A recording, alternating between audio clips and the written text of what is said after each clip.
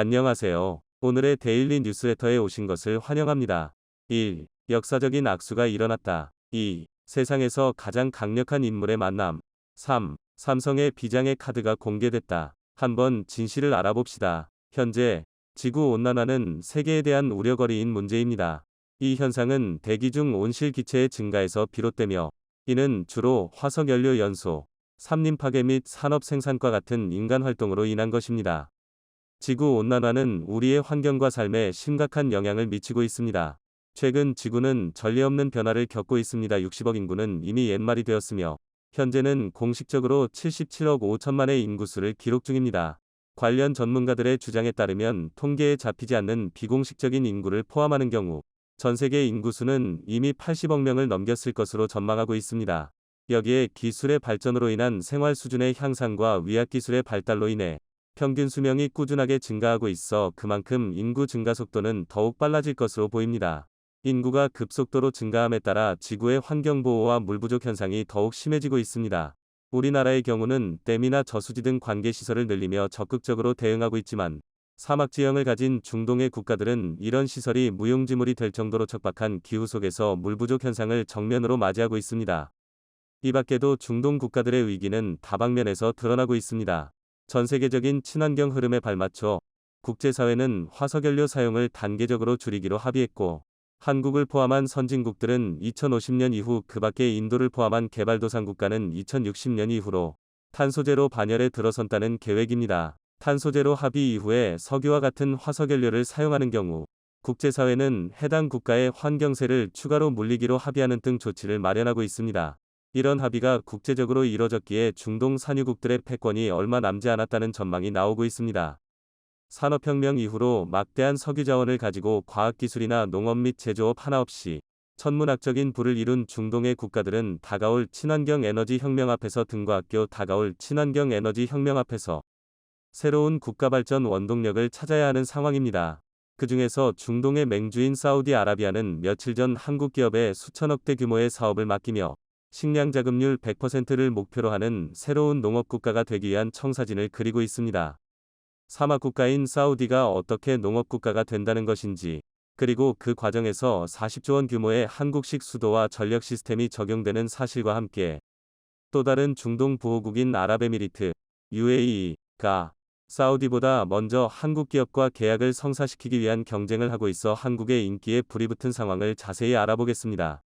현재 연간 1억 배럴에 달하는 일평균 석유 수요량은 시간이 지날수록 감소할 것으로 전망되고 있습니다.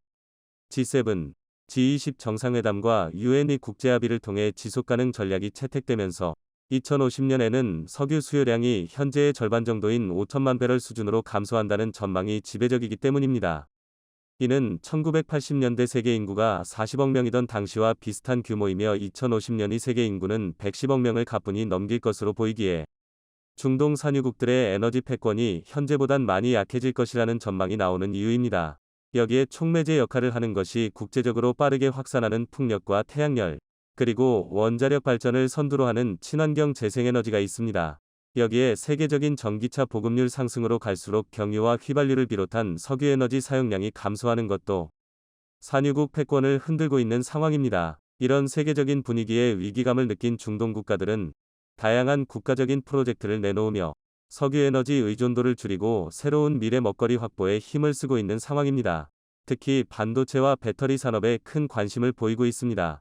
사우디는 애플의 전자제품을 생산하는 폭스콘의 반도체 공장을 유치하기 위해 움직이고 있으며 11조 원 규모의 초대형 파운드리 공장을 계획 중인 것으로 알려졌습니다. 게다가 한국의 배터리 업체인 SK온에게도 1조 원 규모의 투자를 진행하는 등 그동안 석유 시추 사업에만 의존하던 산업 구조에서 새로운 분야로 외적 확장을 도모하고 있습니다. 하지만 이 과정에서 사우디의 발목을 잡는 것이 있었는데요. 바로 수도 공급 증물 자원 확보가 안 되어 있다는 것입니다. 특히 반도체 산업의 경우 상상 이상으로 물을 많이 소비하는 산업이기에 글로벌 반도체 공장들은 대부분 안정적인 수도 공급처 인근에 위치하고 있습니다. 이에 사우디는 미래 첨단 산업을 유치하기 위해서 가장 필수적인 요소는 수자원 확보라 판단하고 최근 수자원 확보에 엄청난 노력을 들이고 있습니다. 며칠 전인 8월 3일 두산에너빌리티는 사우디아라비아에서 8,500억 규모의 해수 담수화 플랜트 사업을 따냈다고 밝혔습니다. 사우디 수자원공사 NWC의 주문을 받아 진행되는 이번 프로젝트는 두산이 설계와 시공 및 건설부터 운영에 이르는 전 과정을 전부 수행하는 방식으로 진행되며, 이번 플랜트가 완공되면 일평균 60만 톤에 달하는 물이 생산될 것으로 전망됩니다.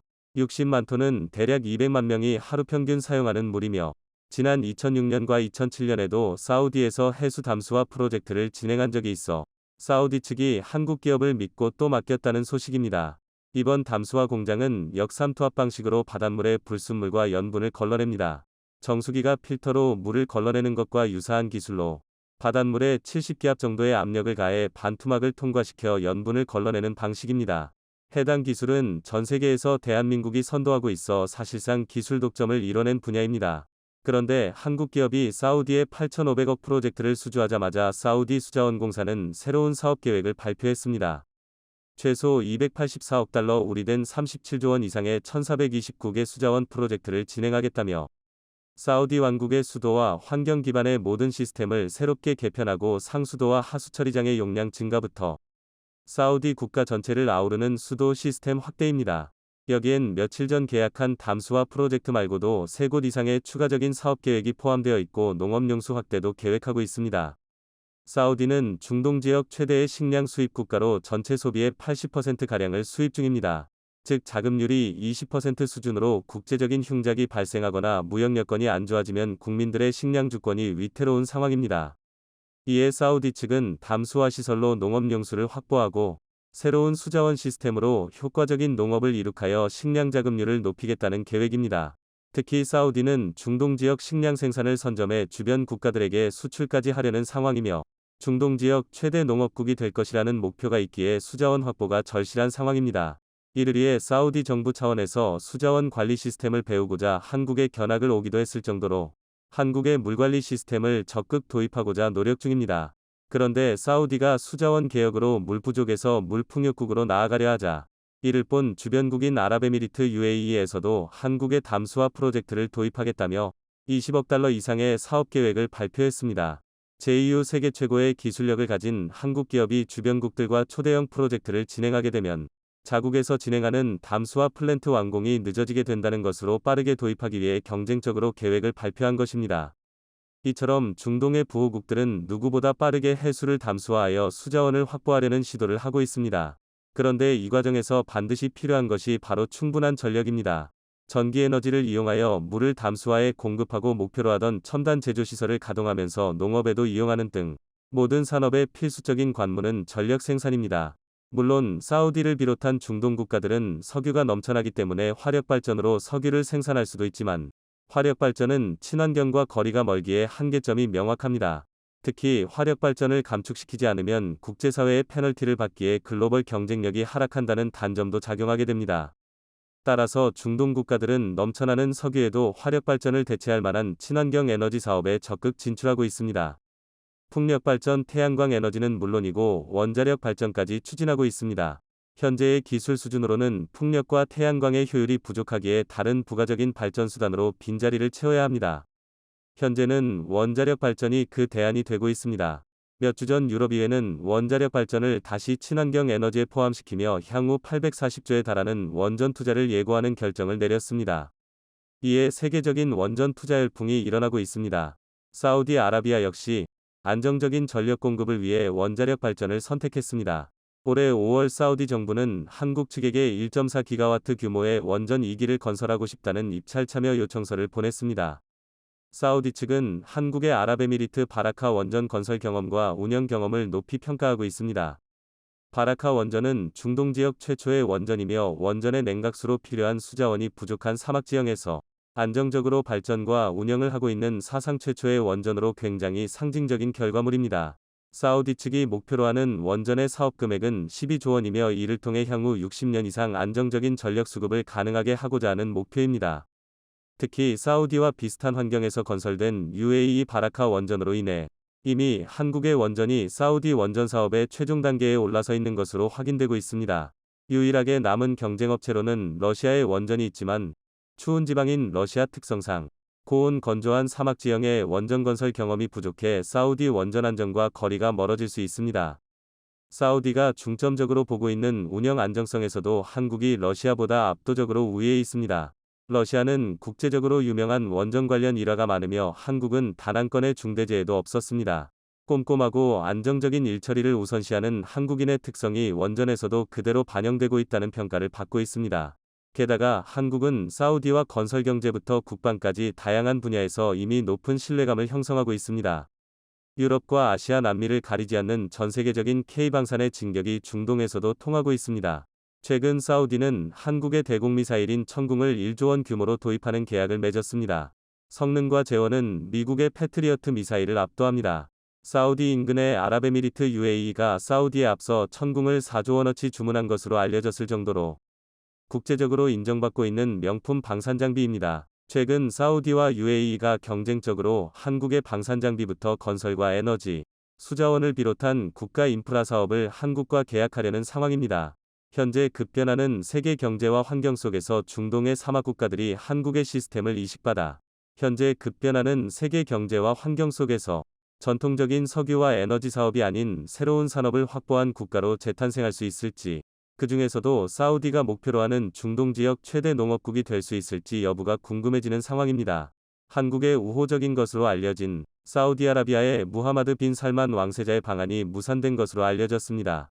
더욱 충격적인 것을 빈 살만 왕세자가 한국 방문을 거절하면서 일본은 반문하겠다고 밝힌 사실입니다. 직전까지 인류 역사상 최대 프로젝트라는 네옴시티 프로젝트와 원전 산업, 방산 산업 등에서 한국과 협력을 약속하던 사우디의 급작스러운 태도 변화에 한국 국민들은 충격을 받은 상황입니다. 정부가 한국과 사우디 수교 60주년을 맞아서 빈 살만 왕세자의 방한을 추진했지만 무산된 것으로 지난 16일 알려졌습니다. 빈 살만 왕세자는 지난달 국가 공식 수반인 총리에 임명되는 등 국왕을 대신하는 사우디의 실질적인 통치자로 군림하고 있습니다. 외교 소식통 등에 따르면 사우디 측은 최근 우리 외교부의 빈 살만 왕세자의 11월 한국 방문을 희망했지만 잠정적으로 어렵게 됐다는 입장을 전달한 것으로 전해졌습니다. 정부 고위 관계자도 밤하는 힘들 것으로 보인다고 언급했습니다. 정부는 빈 살만 왕세자의 아시아 순방과 연계해서 한국과 사우디 간 정상회담 개최를 추진했습니다. 사우디는 중동에서 한국의 최대 교역국인데 수교 60주년을 맞아 협력 분야를 에너지, 건설 플랜트를 넘어 수소, 원전 밤산 등으로 확대할 좋은 기회로 봤기 때문입니다. 특히 사우디가 빈 살만 왕세자 주도로 공식 사업비만 5천억 달러, 약 721조 원에 달하는 미래형 신도시 네옴 시티 사업을 벌이고 있어 건설사 등 국내 기업들의 진입 물꼬를 더 줄 정상회담이 필요했습니다. 이를 위해 올해 8월 주 사우디 한국 대사관이 사우디로부터 빈 살만 왕세자의 방한 의사를 접수해 구체적 일정을 조율해왔던 것으로 알려졌습니다. 얼마 전까지 네옴시티와 관련해서는 좋은 소식이 연달아 들려왔습니다. 삼성물산과 현대건설은 컨소시엄을 구성해 네옴시티 더 라인 위 터널 공사를 수주했는데 이 공사의 수주액은 약 10억 달러로 약 1조 3천억 원 알려졌습니다. 삼성그룹의 경우 빈 살만 왕세자와 이재용 삼성전자 부회장 친분 덕분에 향후 수주전에서 최대 수혜를 볼 것이란 전망도 있었습니다. 이 부회장은 빈 살만 왕세자와 소통할 수 있는 국내 몇 안 되는 인사입니다. 이 때문에 세계 최고층 빌딩인 아랍에미리트 부르즈 칼리파 건설에 참여해서 기술력을 과시한 삼성물산이 이번 네옴시티에 들어서는 초고층 빌딩을 비롯해 다수의 주택 플랜트 사업 수주가 가능할 것이란 전망이 나왔습니다. 2019년 빈 살만 왕세자의 방한 당시 이낙연 국무총리가 취임 후 처음으로 직접 공항에 영접을 나가고 문재인 전 대통령이 청와대에서 호텔까지 8시간을 동행하는 등 극진히 예우했습니다. 양국은 정상회담을 계기로 약 10조 원 규모 양해각서 MOU를 체결했고 빈 살만 왕세자가 삼성그룹 연빈관인 승지연에서 이재용 삼성전자 부회장, 정의선 현대차그룹 회장 등 5대 그룹 촘수들과 합동 간담회를 갖기도 했습니다. 또한 빈 살만 왕세자는 국방과학연구소 에드를 찾아 K9 자주포, 천무 다연장 로켓 등 우리 무기체계를 둘러봤고 주변에 우리도 이런 무기개발 연구소를 세우고 싶다는 뜻을 피력하기도 했습니다. 그런데 빈 살만 왕세자가 한국을 방문하지 않고 일본을 방문하겠다는 계획을 밝히면서 국내 기업들은 충격에 휩싸인 상황입니다. 세계 경제가 점점 어려워지는 가운데 사우디 사업은 한국 경제에 큰 도움이 될 것으로 예상됐습니다. 빈 살만 왕세자는 태국 밤콕에서 열리는 아펙 정상회의에 참석하고 이를 전후해 일본만 방문할 가능성이 큰 것으로 알려졌습니다. 빈 살만 왕세자의 방한이 무산된 배경에 대해서는 국제 정세와 맞물려 다양한 관측이 나오고 있습니다. 최근 사우디는 미국과 감정의 골이 깊어진 상태입니다. 바이든 행정부는 사우디가 최근 발표한 석유 감산 합의에 대해 대가를 치르게 될 것이라며 경고하며 외교관계 재검토에 들어간 상태입니다. 미국은 세계 1위 산유국임에도 나홀로 정책으로는 유가를 잡는 것은 불가능합니다. 올해 들어 미국은 비축유 방출을 여러 차례 시도하고 있는데 뉴욕타임스, NYT는 미국, 영국, 캐나다가 러시아 원유 수입을 중단하면서 하루 약 300만 배럴의 공급 부족이 발생하고 있다며 미국의 비축유 방출로 메워지지 않을 것이라고 말했습니다. 바이든 대통령이 머리를 숙이면서까지 사우디를 찾아간 것은 현재 세계적인 에너지 위기를 넘기기 위해서는 중동, 특히 사우디의 역할이 매우 중요하기 때문입니다. 그러나 사우디가 지난 5일 러시아와 함께 하루 200만 배럴 감산에 합의하면서 미국과 사우디 간의 틈이 크게 벌어졌고 러시아가 그 사이를 비집고 들어가려는 움직임을 보이고 있는 상황입니다. 러시아는 최근 사우디에 공동으로 석유를 개발하자는 제안을 내놨고 석유뿐만 아니라 원자력 발전 등 다른 분야에서도 협력을 강화하자고 제안했습니다. 원전의 경우 한국과 러시아, 프랑스가 경쟁하는 시장인데 빈 살만 왕세자가 한국을 갑자기 방문하지 않겠다는 것은 이처럼 여러 가지 이유가 섞여 있다는 것입니다. 그런데 한국을 방문하지 않는 이유를 미국에 대한 견제라고 볼 수도 있지만 그렇다면 일본을 방문하는 것은 이해가 되지 않습니다. 현재 사우디는 러시아와 손잡고 미국과 거리를 두고 있는 상황인데 일본은 올해 초부터 꾸준히 러시아에 대한 제재에 앞장서 왔기 때문입니다. 한국 입장에서 사우디는 반드시 잡아야 하는 중요한 국가입니다. 점점 악화되고 있는 한국 경제를 살릴 수 있는 좋은 해법이 될 수 있기 때문입니다. 최근 글로벌 금리 인상과 경기 불황 등 벤처 투자 시장이 얼어붙으면서 국내 스타트업 생태계가 흔들리고 있습니다. 혈관이 막히는 동맥경화처럼 자금 흐름이 막히는 이른바 돈맥경화가 심화되면서 스타트업들 중에는 구조조정에 나서거나 심할 경우 폐업하는 사례도 속출하고 있습니다.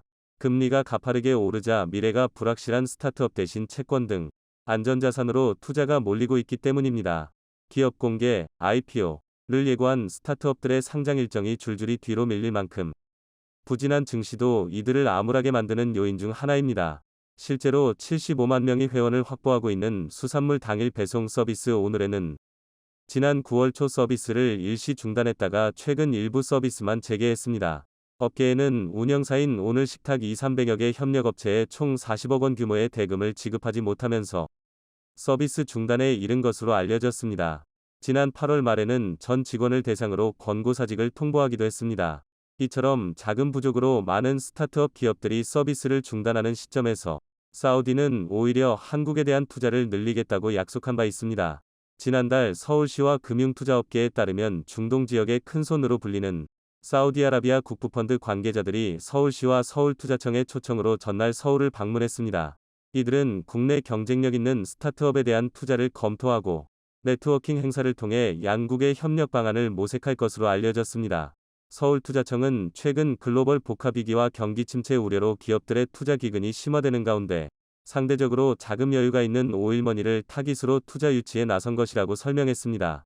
구본희 서울투자청 대표는 금리 상승 기조 속에 최근 국내에서는 스타트업 등에 대한 투자 활동이 부진하다면서 이럴 때일수록 유동성이 풍부한 중동 지역과 협력이 중요하다고 말했습니다. 실제로 최근 중동의 오일머니는 NC소프트와 넥슨 등 국내 대형 게임 업체에도 신규 투자를 단행한 바 있습니다. 올해 초 사우디 국부펀드인 퍼블릭 인베스트먼트 PIF는 NC소프트 주식을 매수하면서 김택진 대표 11.9%에 이어 지분 9.16%로 2대 주주가 됐습니다. PIF는 이 밖에도 일본 증시에 상장된 넥슨 지분을 매입하는 등 게임 업체 투자를 이어가고 있습니다. 뿐만 아니라 지난 6월 사우디의 문화산업을 총괄하는 바데르 왕자 겸 문화부 장관이 한국을 찾았습니다. 그는 빈 살만 왕세자의 측근으로 알려져 있는 인물로 한국 방문 이유를 한국과의 문화교류로 내세웠습니다. 그는 우리나라 정부기관뿐 아니라 SM과 CJ ENM 등 엔터테인먼트 기업들도 만난 것으로 알려졌습니다. 그는 이번 방안에 한국 엔터테인먼트 기업과의 만남을 추진한 이유에 대해서는 사우디 문화부의 비전은 사우디의 예술과 문화의 잠재력을 최대한으로 끌어올려 성장시키는 것이다. 라고 밝혔습니다. 사우디는 2017년부터 문호를 개방해왔습니다. 인구의 70%가 30세 미만으로 문화사업에 상당한 공을 기울이고 있는 것으로 알려져 있습니다. 또한 SM과의 협력을 매우 기대한다고 밝혔는데 사우디 정부는 이수만 프로듀서를 문화산업 토대로 구축할 적임자로 보고 있다는 것입니다. 실제로 사우디 정부는 SM의 이수만 프로듀서를 2019년 초대형 엔터테인먼트 도시 건설 사업인 키디아 프로젝트를 추진하며 어드바이저로 추대한 바 있습니다. 여기서 알 수 있는 것은 사우디가 문화산업에 매우 큰 관심을 가지고 있다는 것입니다. 석유 판매만으로는 한계가 있다는 것을 인식하고 한국과의 협력을 원하는 것입니다. 이런 상황 속에서 한국에서는 사우디를 만족시킬 수 있는 비장의 무기가 하나 있습니다. 지난 15일 부산에서는 BTS의 콘서트가 진행됐습니다. 2030 엑스포 유치를 위한 행사 중 일부로 15일 하루에만 콘서트가 열린 부산 아시아드주 경기장에 5만여 명, 대형 스크린 생중계 라이브 플레이가 진행된 부산항 북한과 해운대 해수욕장에 1만여 명 등 모두 팬과 시민 6만 2천 명이 BTS 공연을 즐긴 것으로 집계됐습니다. 그런데 이 엑스포를 두고 한국과 경쟁을 벌이는 나라가 바로 사우디입니다. 사우디는 한국의 K-팝 시스템을 이식하고 싶다고 언급할 정도로 문화산업에 큰 관심을 가지고 있습니다. 이번 엑스포의 경우 사우디가 가장 앞서 있었는데 한국이 뒤늦게 경쟁에 뛰어든 상황입니다. 물론 BTS를 비롯해 강력한 소프트 파워를 지닌 한국의 역량을 활용하는 것은 매우 좋은 일이기는 하지만 현재 같은 상황에서 엑스포를 유치하기 위해서 사우디와의 협력을 포기할 수는 없는 것입니다. 특히 월드컵이나 올림픽 등 대형 이벤트를 유치하고 나면 이후 막대한 비용이 발생한다는 것은 널리 알려진 사실입니다. 지난해 무리해서 도쿄올림픽을 감행한 일본의 경우 코로나로 인해 1년 대회가 연기되면서 엄청난 손해를 봤습니다. 먼저 영국 옥스퍼드대는 도쿄올림픽 개최 비용을 총 154억 달러, 17조 6,500억 원로 추산했습니다. 코로나 확산으로 인해 개최가 1년 연기되며 발생한 유지보수 등 추가 비용 28억 달러, 3조 2,100억 원, 무관중으로 인한 8억 달러, 9,200억 원의 손해까지 포함한 금액입니다. 미국 경제 전문지인 포브스는 도쿄올림픽 개최 비용이 최대 280억 달러, 32조 880억 원에 달할 것으로 전망했습니다. 이는 2016 리우데자네이루 올림픽의 137억 달러, 15조 7천억 원을 뛰어넘는 역대 올림픽 개최 사상 가장 많은 비용이기도 합니다. 그래서 1998 나가노 동계올림픽의 악몽이 23년 만에 반복될 것이란 암울한 전망도 나옵니다. 일본 나가노현은 동계올림픽 개최 이후 무려 110억 달러, 12조 6,100억 원의 빚을 떠안았습니다. 도쿄의 경우 연간 최대 5억 엔, 52억 원까지 적자를 피할 수 없을 것이라는 예측이 나오기도 합니다.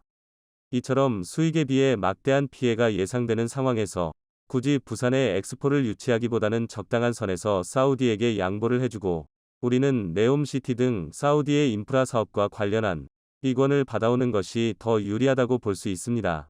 굳이 엑스포를 개최하지 않더라도 세계 각국에서 한국에 대한 관심을 가지고 있으며 한국이 문화 강국이라는 사실을 의심하는 사람은 없을 것입니다. 우리에게 큰 필요가 없는 엑스포를 내주고 더 중요한 것을 얻는 것이야말로 뛰어난 정치이자 외교가 아닐까 싶습니다. 한국은 명실상부 반도체 강국입니다. 그러한 한국의 대표적인 반도체 기업인 삼성전자는 세계 최초로 3나노 파운드리 반도체 양산에 성공하며 전 세계의 주목을 받기도 했는데요. 최근 삼성전자가 유럽 최대의 종합반도체 연구소인 아이맥과 손잡고 기존의 2차원적인 반도체를 넘어 3차원적인 반도체 생산에 도전했다는 소식이 전해지며 또 한 번 화제가 됐습니다. 연일 이어지는 신기술 개발로 세계 시장을 선도해 나가는 K-반도체의 의상에 세계 여러 기업들은 한국 현지화에 속도를 내고 있다고 합니다. 특히나 세계 반도체 장비 1위 기업인 어플라이드 머티어리얼즈가 경기도에 생산 연구개발 R&D 센터를 짓기로 합의하고 한국에 대한 투자를 강화하고 있다는 소식이 전해지며 많은 이들의 관심을 받았는데요. 어플라이드의 CEO인 게리 디커스는 한국 반도체에 대해 최고라고 치켜세우기까지 했다고 하죠. 한편 일본 정부는 한국 반도체의 성장을 견제하며 2019년부터 수출 규제를 해왔는데요. 수출 규제 3년. 오히려 역효과가 나 일본의 소부장 기업들이 탈일본을 선택하며 한국 공장에 투자하는 등 초유의 상황이 벌어지고 있다고 합니다. 그 자세한 내용 알아보도록 하겠습니다.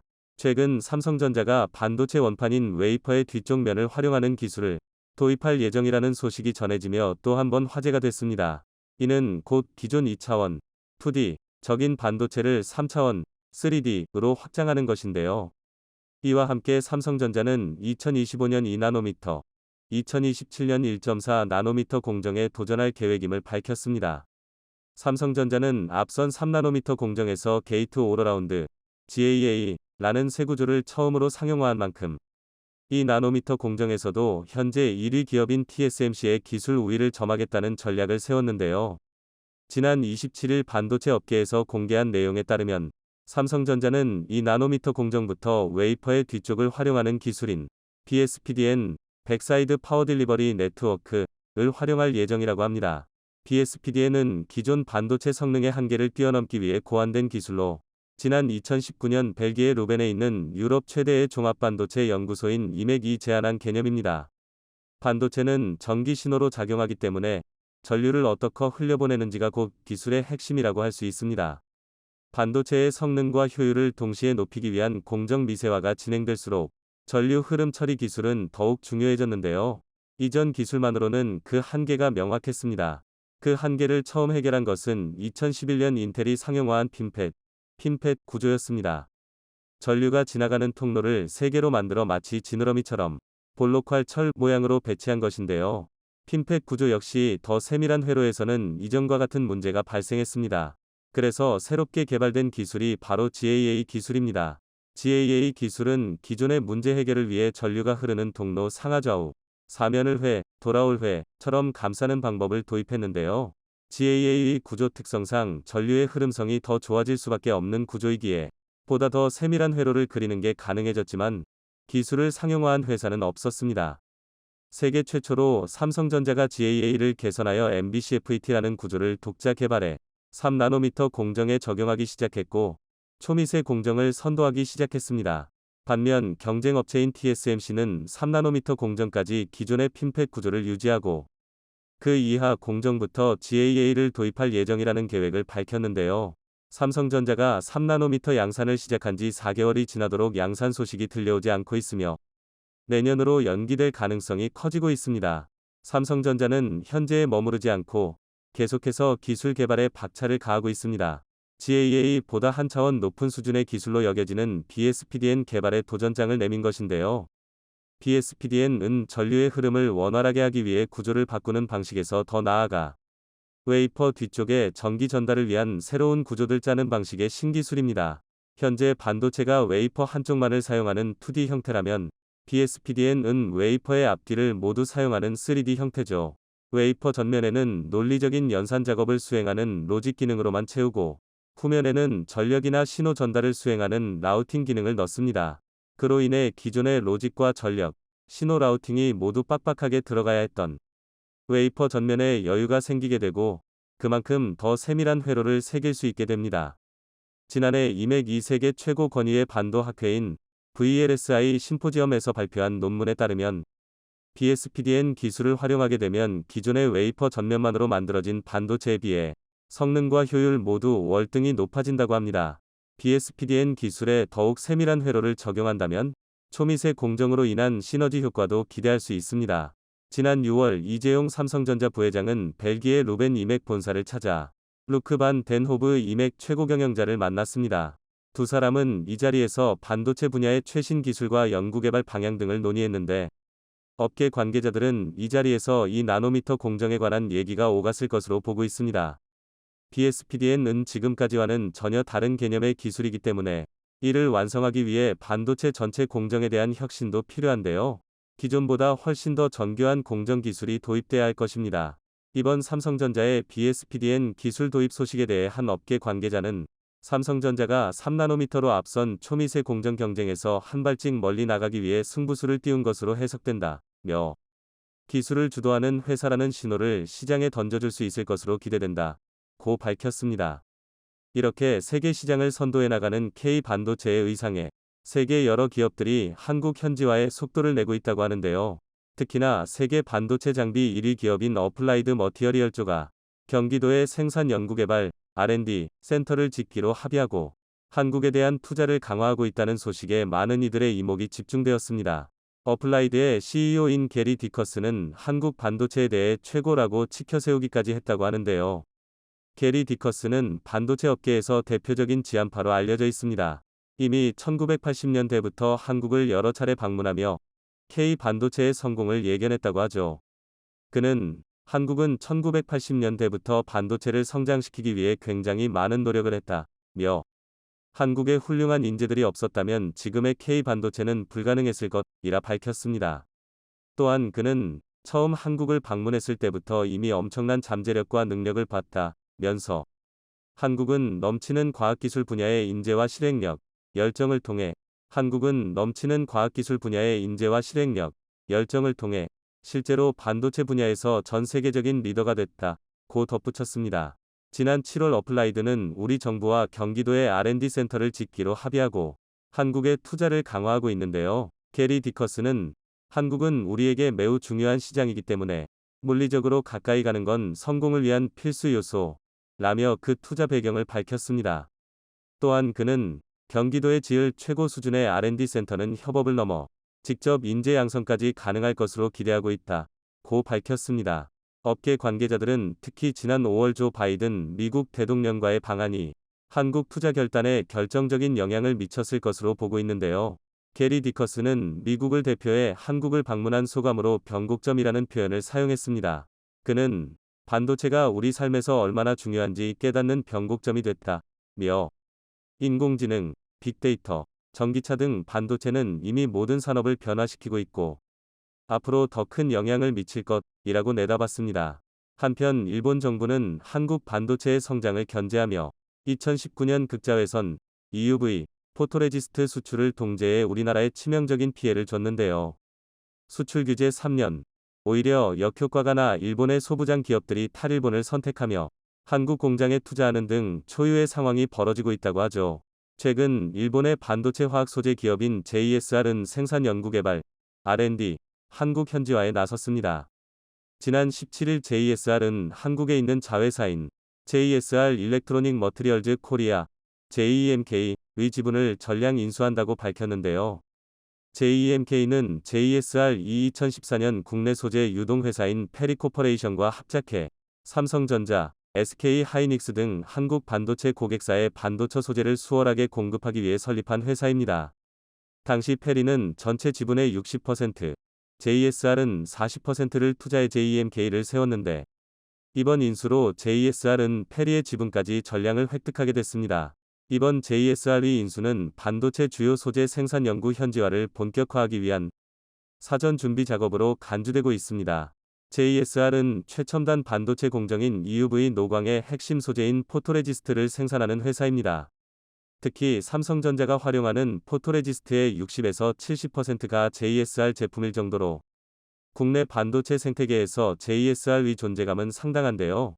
생산시설과 R&D 설비가 한국에 갖춰진다면 삼성전자와 SK 하이닉스는 생산 라인 운영과 첨단 제품 개발에서 우위에 설 수 있게 됩니다. JSR의 한 관계자는 이번 인수에 대해 회사는 반도체 소재 사업에서 국제적 협력을 강화할 것이고 각종 제품을 빠르고 원활하게 공급할 수 있는 시스템을 만들어 나갈 것이라고 밝혔습니다.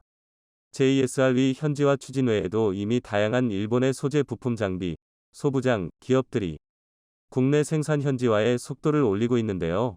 지난해 도쿄일렉트론, TEL은 2천억 원을 들여 국내의 연구개발 거점을 마련했으며 도쿄오카공업, TOK은 2019년 인천 송도의 포토레지스트 생산 라인을 마련해 일찌감치 생산에 들어갔습니다. 또한 시네스화학도 TOK와 주문자상표 부착 생산, OEM, 방식 포토레지스트 생산을 타진하고 있으며 스미토모 화학은 올해 국내 자회사인 동우와인캠을 통해 포토레지스트 출하를 시작했습니다.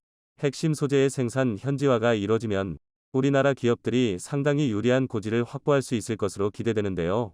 반도체 강국의 자리를 굳건히 지킬 수 있는 기회가 되었으면 좋겠습니다.